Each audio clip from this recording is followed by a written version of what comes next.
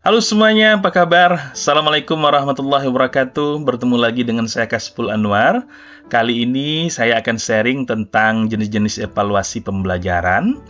Nah, bagi rekan-rekan mahasiswa khususnya di Institut Agama Islam Muhammad Azim Jambi, eh, pengetahuan atau teori ini akan kita pelajari pada pertemuan keempat pada mata kuliah evaluasi pembelajaran.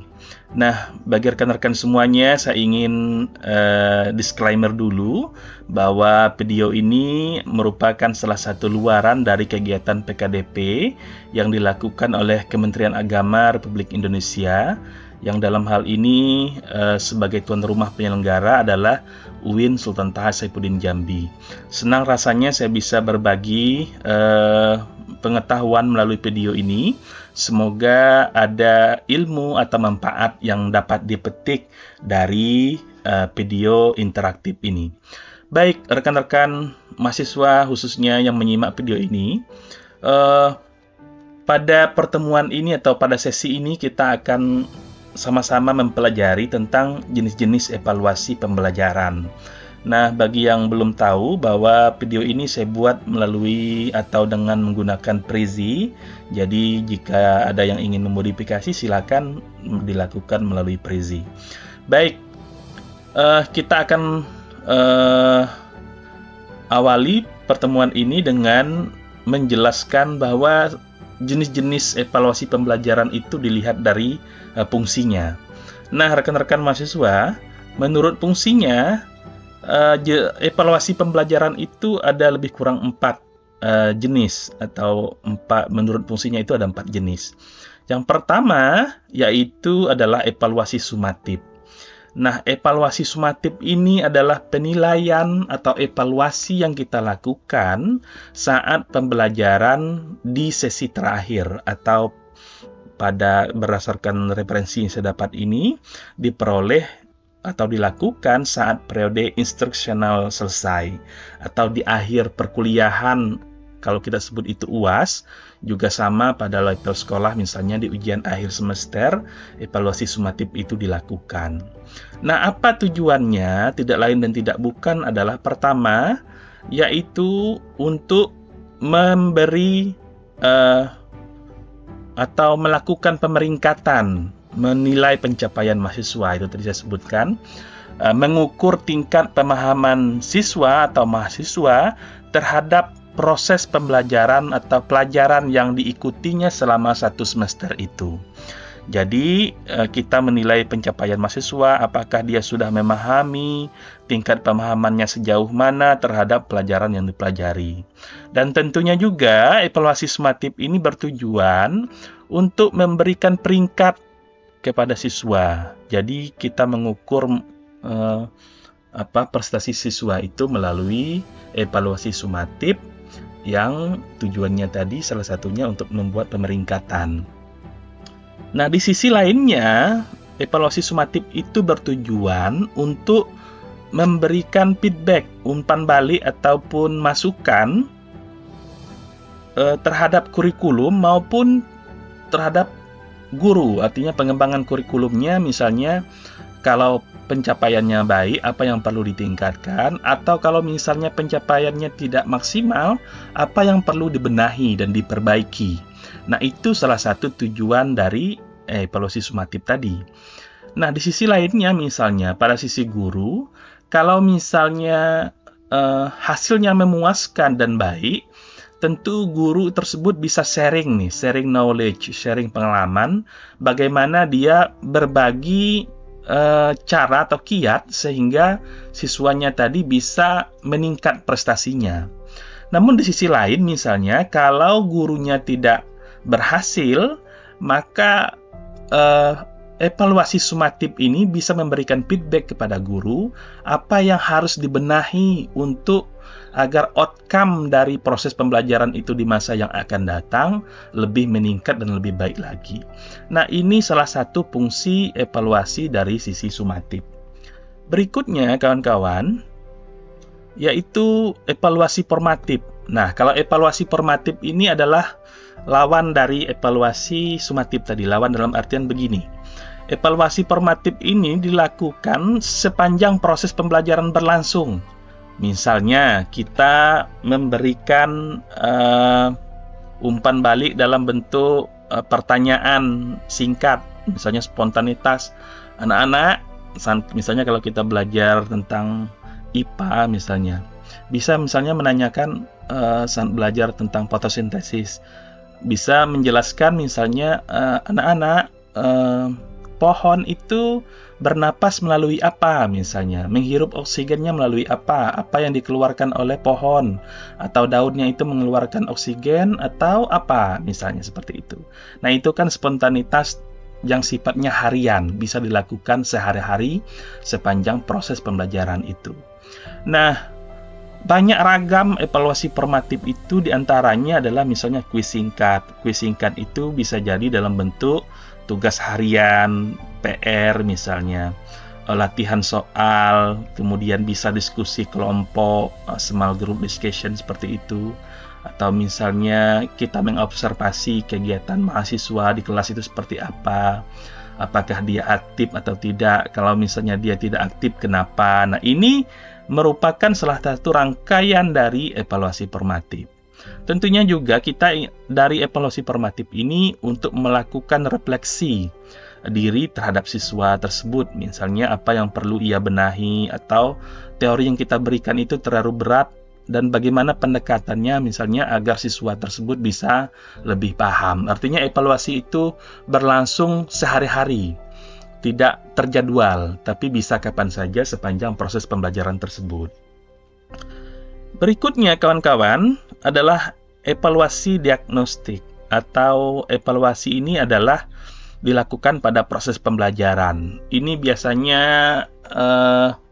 kalau dalam kegiatan PKDP ini atau dalam kegiatan lainnya itu seperti post-test ya, pretest. Pretest yang dilakukan untuk mengukur tingkat pemahaman siswa. Jadi kita macam-macam sih kiatnya. Ada yang menggunakan misalnya tes IQ untuk mengukur siswa ini layaknya ditaruh di kelas IPA, IPS, atau agama atau bahasa, misalnya seperti itu kan. Nah, ini dilakukan di awal. Misalnya kita ingin mengetahui, mengidentifikasi siswa itu kesulitannya di mana, sehingga kita bisa menyesuaikan nanti metode apa yang kita gunakan kalau misalnya siswanya kendalanya seperti ini. Nah, ini juga berfungsi untuk pengelompokan siswa, karena kan misalnya tidak mungkin kita kelompokkan misalnya siswa yang pintar semuanya satu barisan, atau yang tidak pintar satu barisan.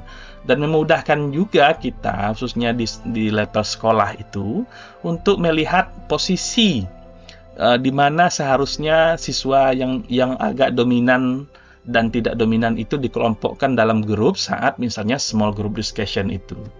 Nah, itu salah satu fungsi dari evaluasi diagnostik. Nah, kawan-kawan, berikutnya adalah evaluasi penempatan. Nah, hampir mirip sebenarnya dengan diagnostik ini, tapi ini lebih spesifik kepada program. Nah, itu tadi yang tadi saya sebutkan seperti tes IQ itu. Kalau dulu kami misalnya ditempatkan di kelas itu, selain hasil evaluasi sumatif, juga evaluasi penempatan melalui tes IQ. Misalnya dia ditempatkan programnya di mana berdasarkan kemampuan dan pengetahuan mereka. Jadi itu bisa untuk mengidentifikasi dia ini, anak ini tepatnya di mana nih. Jadi ini tidak utama, tapi dia supporting dari diagnostik tadi. Jadi ini adalah supportingnya, sehingga ketika kita membuat kesimpulan itu kuat, tidak hanya satu instrumen saja. Jadi kita menaruh siswa, misalnya anak ini cocoknya di kelas IPA, tidak semata-mata dilakukan dengan satu instrumen saja, tapi melalui banyak instrumen. Nah, inilah salah satu fungsi dari evaluasi penempatan. Nah, rekan-rekan mahasiswa, berikutnya kita akan coba sharing sedikit tentang jenis-jenis evaluasi menurut caranya. Nah, ini kalau tadi menurut fungsinya, dan ini menurut caranya. Nah, ada evaluasi kuantitatif. Kawan-kawan, mungkin bagi yang mahasiswa ataupun dosen tentu tidak asing bahwa sebenarnya evaluasi kuantitatif itu adalah evaluasi yang berfokus pada hasil pencapaian siswa yang sifatnya menggunakan numerik atau angka. Misalnya kalau soalnya kita kasih tes ini, kasih misalnya kalau betulnya 10 berarti nilainya 100. Ukurannya itu jelas, terukur. Misalnya kalau salah dia jawab soalnya 10, jawab 7, berarti ya nilainya 70. Kita tidak bisa misalnya kalau dia benar 7, kita buat 10, tidak bisa. Artinya kira-kira begitu. Kita melihat realnya, menilai secara real berdasarkan angka-angka. Nah, pada level sekolah ataupun pada level perguruan tinggi, penskoran ini kan sudah ditentukan. Misalnya bagaimana mengukur nilai siswa itu. Kalau misalnya ada tugas 100, misalnya dia menjawab 100, maka jawabannya betul 100. Kalau misalnya dia betul 90, ya dijawab atau ditulis 90. Nah, tujuannya apa kawan-kawan? Ini lebih objektif nih. Objektif kita menilai siswa, tidak berdasarkan like and dislike dalam menilai seorang siswa. Itu memang benar-benar berdasarkan skornya. Nah, ini kan lazim dilakukan misalnya dalam tes CPNS misalnya. Orang lolos tidak lolos itu berdasarkan scoring dari angka numerik yang merupakan hasil tesnya. Artinya bukan kamu lolos ini karena ternyata dia baik, rapi saat tes misalnya sholat. Ini kita bukan tidak berbicara sholat ya, tapi berbicara proses penilaiannya. Nah, kemudian tujuan atau fungsi lainnya dari evaluasi kuantitatif ini tentu memberi kemudahan bagi guru ataupun bagi dosen untuk membuat perbandingan atau membandingkan.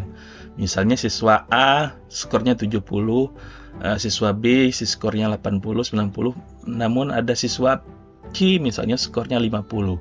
Nah, kita bisa membandingkan nih dari skor ini, misalnya melihat mungkin karena tidak aktif, tidak belajarnya malas, akhirnya nilainya skornya buruk. Nah, ini kan sisi lain dari angka.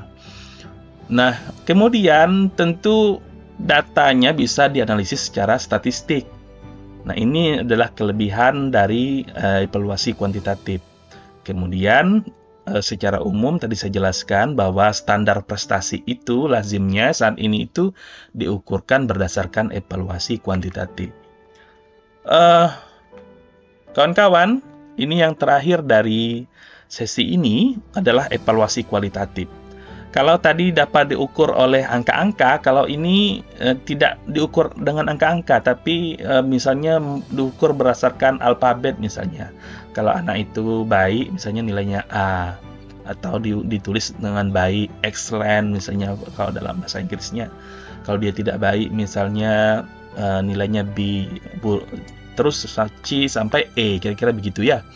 Nah, tujuan utamanya ini lebih untuk mendapat wawasan yang kaya. Misalnya gini, kita tidak bisa misalnya, makanya tadi saya bilang di awal antara diagnostik dan penempatan itu, mereka ini saling keterkaitan. Artinya kuantitatif tidak bisa berdiri sendiri, kualitatif tidak bisa berdiri sendiri. Mereka ini adalah saling support. Misalnya kita anggap kuantitatif ini sebagai standar utama, tapi kualitatif ini adalah standar tambahannya. Jadi kuantitatif itu untuk mengukur tingkat pengetahuan, sementara kualitatif itu untuk mengukur sikap atau keterampilan. Nah, jadi keduanya itu saling berkaitan dan saling support, saling mendukung, saling melengkapi. Misalnya kalau nilainya 80, terus perilakunya baik, berarti anak ini cakap. Artinya proses pembelajaran dari awal misalnya berhasil. Outcome-nya ketemu nih. Anak itu kalau nilainya bagus, berarti perilakunya bagus misalnya. Tapi misalnya kalau nilainya bagus secara scoring atau secara angka-angka nilainya bagus, tetapi perilakunya tidak bagus. Nah, apa yang perlu dibenahi? Itu tadi kenapa saya sampaikan bahwa evaluasi kuantitatif dan evaluasi kualitatif itu adalah saling menguatkan, artinya saling support. Nah, tidak berdiri sendiri-sendiri.